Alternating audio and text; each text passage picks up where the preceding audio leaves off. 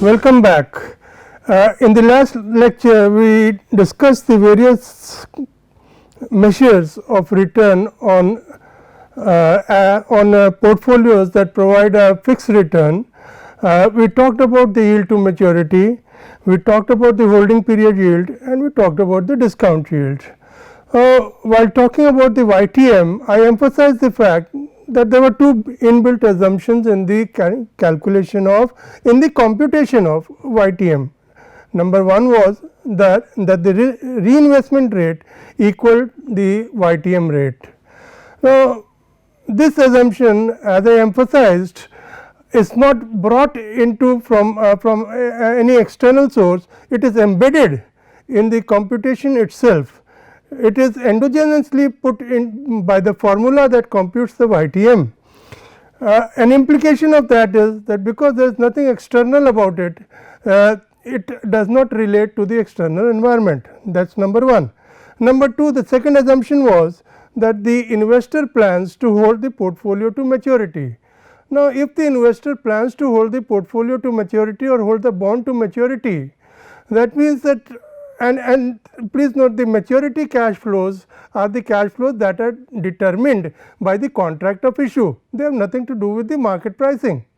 When you invest in a bond, the maturity cash flows, that the redemption value is determined or is given in the contract of issue of the instrument.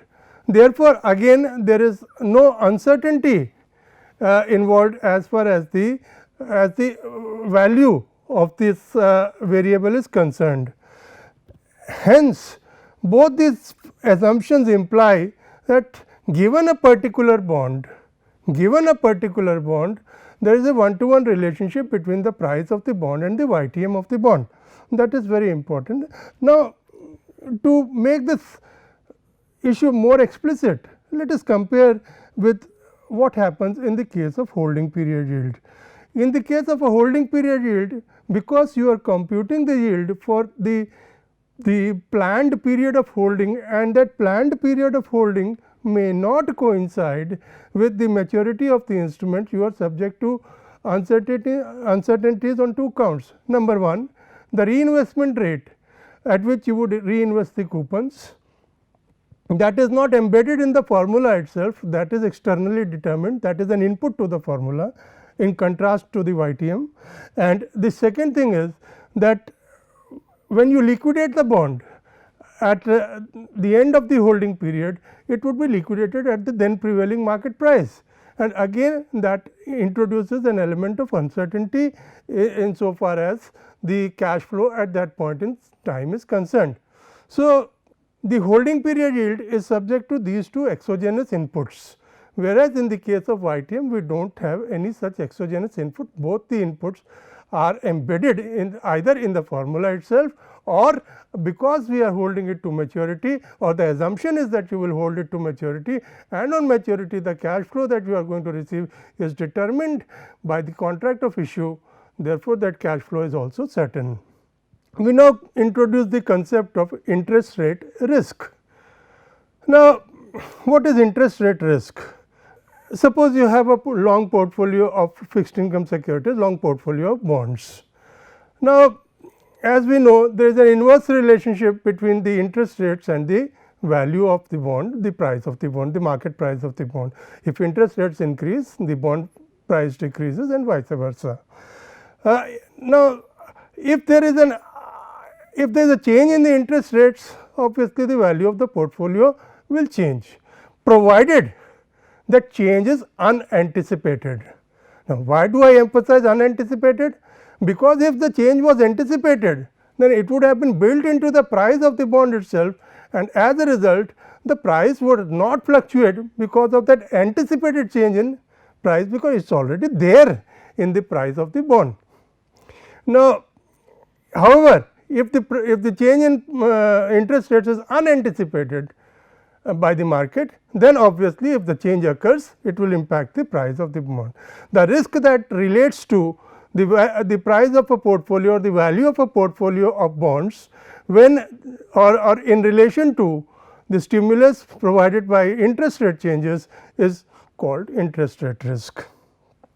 To reiterate, the changes in the value of a portfolio consequent to unanticipated changes in the interest rates, underlying interest rates, which determine the value of those bonds, constitutes the interest rate risk. As you can see in this diagram, this diagram is very important. This clearly shows that there is an inverse relationship between the value of the bond and the interest rates. As the interest rates increases, the value of the bond decreases. We shall have more to talk about this diagram in the future slides.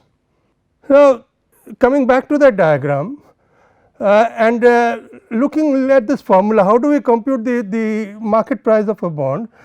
In fact, the definition of YTM provides us that expression. The market price of the bond is given by discounting all future cash flows relating to the bond at the YTM.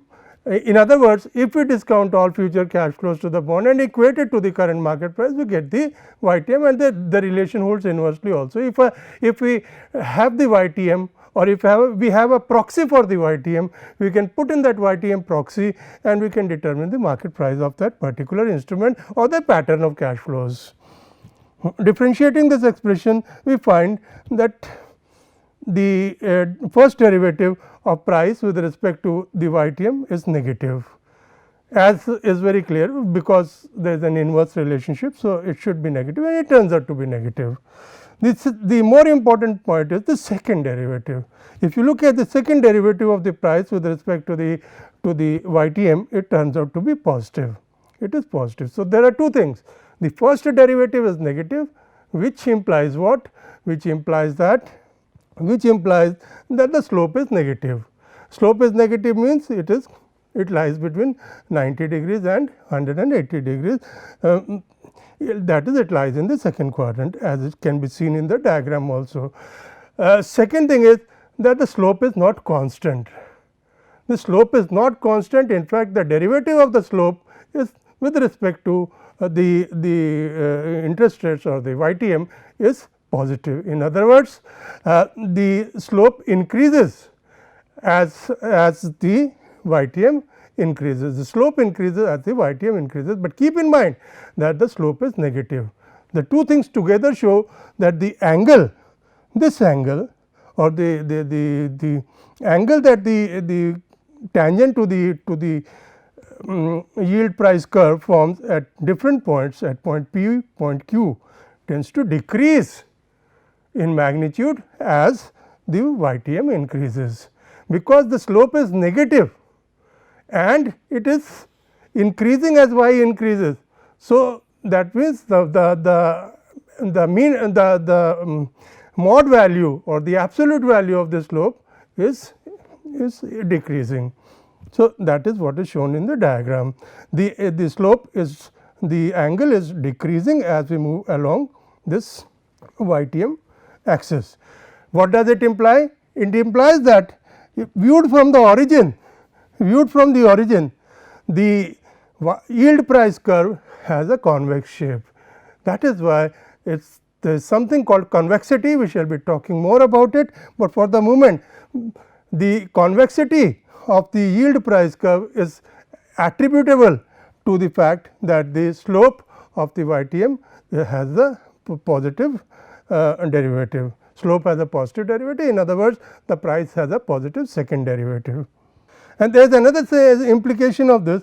The implication is, if you look at this diagram, which shows the convexity also, given a particular point on the yield price curve P, if you decrease the YTM by a certain amount, then the increase in price is more than the decrease in price corresponding to the same increase in YTM. Let me repeat it.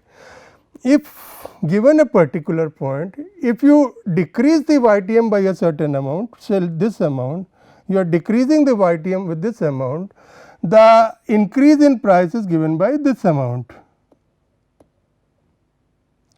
If you increase the YTM by a similar amount, this amount, the decrease in price is given by this amount. You can clearly see that because of the convexity, because of the convexity, the former case is higher than this latter case. In other words, the increase in price due to a given decline in YTM is more than the decrease in price due to an equivalent increase in YTM. Now, we come to the measures of interest rate risk. We come to the measures of interest rate risk. There are 4 common measures of interest rate risk. Michaelis duration, which shall be discussed in the sequel, is the most important, but we shall talk about the others as well. The first one is dollar value per basis point. It is quite straightforward. Dollar value per basis point is the change in the price of a bond corresponding to 1 basis point change in the interest rates. In fact, in other words, it is the negative of the slope of the yield price curve. The yield price curve is slope is negative, as we have talked earlier. The negative of that negative slope, in other words, it returns a positive figure, is given as the dollar value per basis point. Dollar value per basis point is the change in the price of a particular bond corresponding to a 1 basis point change in the underlying interest rate, underlying YTM. Now, we come to the most important measure, which is called Michaelis duration. It is also simply known as duration. Let us start with the fundamental equation of price. Price is equal to the present value of future cash flows discounted at the YTM. Let us say we identify a particular point. We identify a particular point on the price yield curve given by y0. We have a price yield curve here, and we identify a particular point y0 at which the price tends to be p0. And now, we want to explore the behavior of the bond price in relation in the neighborhood of this particular point y0. We are given an interest rate y0, we corresponding to which the price turns out to be p0, and we want to explore the behavior of p0, which is a function of y0 in the neighborhood of this particular y0. So, we write for brevity we may write if we like p0 is equal to p of y0, that is the price corresponding to the YTM of y0, and p0 plus dp. Now, we change y0 to y0 plus dy. Dy is a small change in y0, infinitesimal change in y0, and corresponding to that there is a change in price given by dp. So, the price becomes p0 plus dp. Price becomes p0 plus dp, and the YTM is now y0 plus dy. Now, expanding this expression p y0 plus dy around p y0 by a Taylor series, what do we get? We get dp is equal to p of y0 plus dy minus p of y0, and this is nothing but p dash of y0 into dy plus 1 by 2 p double dash of y0 into dy square, and so on, dividing throughout by p of y0, the current price, we get this expression. I repeat, expanding p y0 plus dy as a Taylor series around y0, we get p y0 plus dy minus p of y0 is equal to p dash of y0 into dy plus 1 by 2 p double dash of y0 into dy square, and so on. It continues as an infinite series with divide throughout by p of y0 to get this expression which is given in this slide. Now, we define two quantities. The definition becomes explicit in the next equation, but for the moment we simply define two quantities such that this equation, the first term of this equation, that is this term, can be written as this term, and the second term can be written as this second term. We define d and c in such a way. That this first term becomes minus d dy upon 1 plus y0, and the second term becomes c into dy upon 1 plus y0 squared. So, if this term is going to be equal to this term, let us say this is term number 1 is going to be equal to this term number 1a, then we have d is equal to this expression. And similarly, if term number 2 is to be equal to term number 2a, this is term number 2a, then C will be equal to this expression. And we have this expression for a quantity which is D, and we have this expression for a quantity which is C. Now, D is called duration. We shall be talking more about the justification of the word duration, why it is called duration. At the moment you can see one thing, that is, it is time multiplied by Ct upon this expression and divided by P0.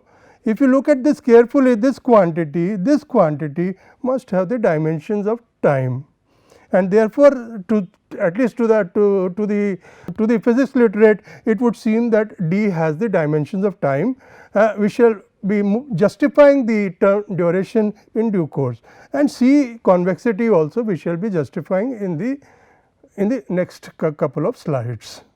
So, we have here, what do we have? First thing, if we ignore the convexity term, let us say we ignore this term, that means we are truncating the Taylor series to the first term. We are not considering second term and thereafter. We are restricting the Taylor term to the first order term, first order in dy. Then what do we have? We can write dp is equal to p dash y 0 into dy, and in terms of duration, p dash y 0 is given by this. So, dp is equal to, if I substitute for p dash y 0, if I substitute this expression in this equation, I get dp is equal to minus t p y 0 upon 1 plus y 0 into dy. Now, at a given point, at a given y 0, dp becomes proportional to dy. In other words, in a very close neighborhood, in a very infinitesimal neighborhood of dy of y 0, rather in a infinitesimal neighborhood of y 0, dp becomes proportional to dy. Small changes in the YTM are reflected as small changes in dp proportionally, with this being the constant of proportionality. And what does it imply? Now, look at this very carefully. P y 0 is the price at y 0. 1 plus y 0 is also a function of y 0, which is the given point. So, at a given point, this expression would be constant, and d, which is worked out as this expression, as you can see, given a pattern of cash flow, this is also constant at y 0. Given a point y 0, this d is unique. So, d is unique, p of y 0 is unique, 1 plus y 0 is unique. That means, this constant at a given y 0 is a constant quantity. This entire thing is a constant quantity, which shows that dp is proportional to dy, and therefore, the implied assumption is that around, if I ignore the further terms, then around y 0, if I use duration alone, for computing the percentage price change, then I am assuming a straight line in the neighborhood of this point y 0. I am assuming a straight line yield price, now it is not a curve, yield price line in the neighborhood of y 0, if it is in the close proximity of y 0. You can't say that the entire curve is a straight line, I am not assuming that. I am assuming that in the very, because you see dy is very small, dy is infinitesimal. So, we are having a small region around y 0, where we are exploring the behavior of the price corresponding to changes in y 0. So, as far as if we ignore the convexity term and other terms following that, then it follows that in that small neighborhood, this is behaving like a straight line. That is the implied assumption of the duration model. In other words, duration assumes a straight line yield price curve around the point of computation of y 0. So, that is one thing. Duration is a linear approximation of the yield price curve around y 0. This is very important. It is not assuming an entire linear relationship over the entire domain of y, around y 0 only.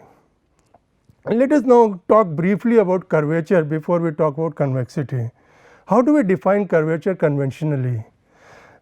Now, if you look at this figure, there is a curve S, and it is making an angle theta. Let us say this point is P. At the point P, this is my point P, at which it is making an angle theta, and then at a later point Q, it is making an angle which is, let us say, theta dash. So, as we are moving along the curve from P to Q, as we are moving along S, the tangent which was making an angle theta at the point P is now making an angle theta dash at the point Q. In other words, the angle that the tangent makes with the x axis has also changed. The angle that the tangent makes with the x axis, that is the slope of the curve has also changed. The slope of the curve at P was theta, the slope of the curve at Q is theta dash. This is my Q, at Q is theta dash. So, how do we define curvature? The rate of change of this angle theta as we move along this curve S, the rate of change of this angle theta as we move along this curve for an infinitesimal distance gives you the curvature K. Curvature is equal to limit delta S tending to 0, that is S is the points P and Q are compressed close to each other, and as they become close to each other, the difference between this angle will also become small, which is given by delta theta. Then the ratio of delta theta and delta S gives you the measure of curvature. In other words, the rate at which theta is changing with respect to, please note, this is not with respect to x, it is with respect to the movement along the curve. The change in angle as you move along this curve, this is important, right. So, limit delta theta by delta S is what is the curvature. You can write this as then there is some algebra d theta upon ds into dx by d theta upon dx divided by ds by dx. You are dividing both sides by dx, numerator and denominator by dx, d theta by dx, ds by dx. Now, what is theta? Theta is, as you know, tan theta is equal to dy by dx, tan theta is equal to dy by dx. This is the slope at any point. Okay. So, theta is nothing but tan inverse dy by dx. So, putting this value of theta, this becomes d tan inverse dy by dx upon ds by dx. Now, when you take the derivative of this expression with respect to x, you get, as you know, derivative of tan of x is 1 upon 1 plus x square. So, using that expression, you have 1 upon 1 plus x square into the derivative of this expression, which is this. So, this is the derivative of the numerator, and all of you know the ds upon dx is the derivative of the arc. S is the ds is the infinitesimal arc. So, it is the derivative of the arc with respect to the x axis, which is nothing but 1 plus dy by dx whole square to the power 1 by 2. This is well known in quadratures. So, putting these values, we get k is equal to 1 plus this expression to the power minus 3 by 2 into this. Now, the purpose of explaining all this is in this expression. If you look at this expression carefully, as far as the denominator is concerned, it contains dy by dx, and we mentioned just at this point here that dy by dx is nothing but the slope of the tangent. That is, it is the straight line approximation at the given point P. When you talk about the slope of the tangent, you are simply approximating this an infinitesimal point around P by a straight line, and the slope of the straight line gives you the tangent. So, this denominator is nothing but the straight line approximately. In other words, what I am trying to emphasize here is that the curvature of this curve S is captured by the second derivative. The second derivative captures the curvature of the curve S. Applying this particular philosophy to the yield price curve, what do we conclude? Let us go back to that curve. Yes, applying this philosophy to this curve, what do we conclude? We conclude that if we use the duration alone, for computing the percentage price change, we are approximating that region, infinitesimal region around our point of reference, which is y 0, by a straight line. We are ignoring the effect of convexity. And if we use the second term, which if you look carefully, the convexity is defined in terms of the second derivative.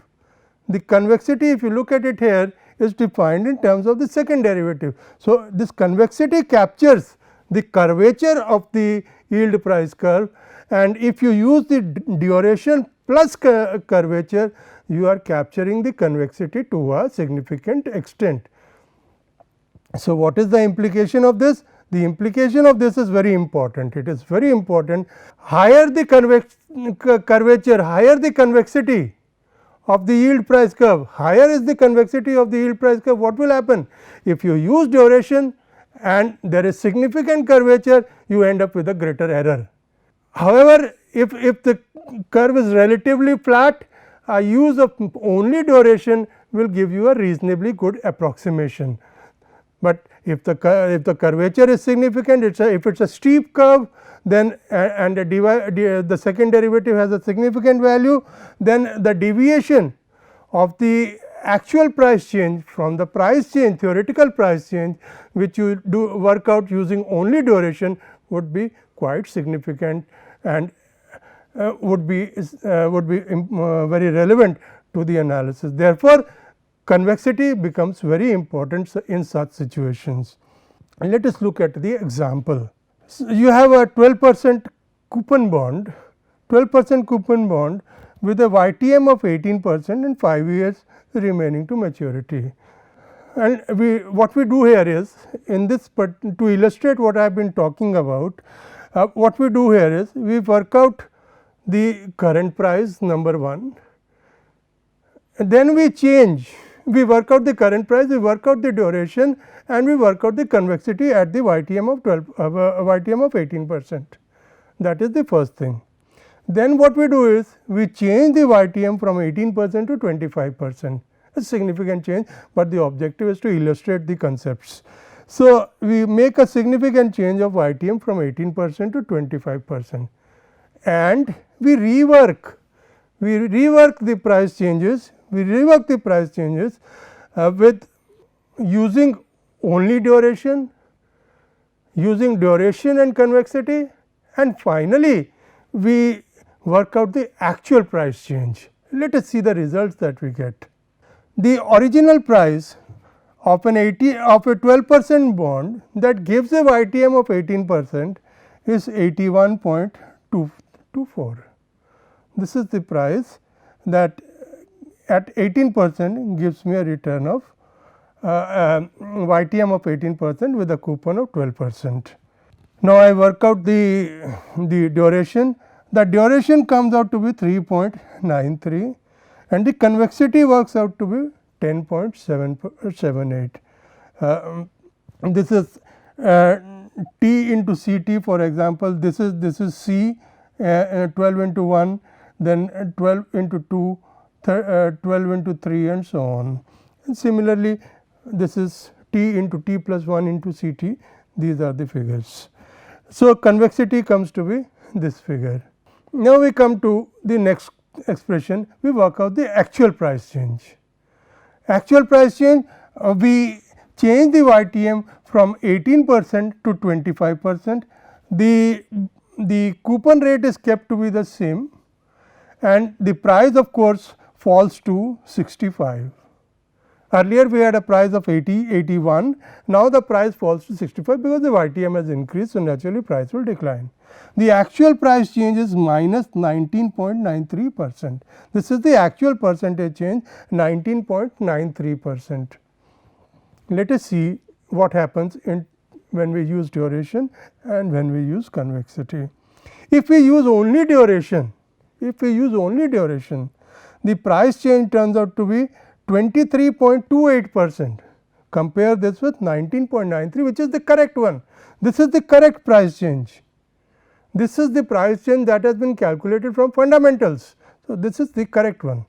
This is the percentage change when we use only duration. The convexity correction turns out to be 3.79%, and combining the two, the net price change works out to 19.49%, which is far more close to the actual price change of 19.93% than the figure that we have using duration alone.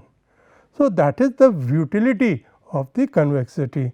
But in this case the figures are significantly magnified because of the massive change in YTM that I have assumed, but the objective was to convey a message that there can be situations where the mere use of duration for approximating the price change may not be adequate if you have a portfolio that has a significant steepness, significant convexity embedded in it. Thank you. We will continue after the break.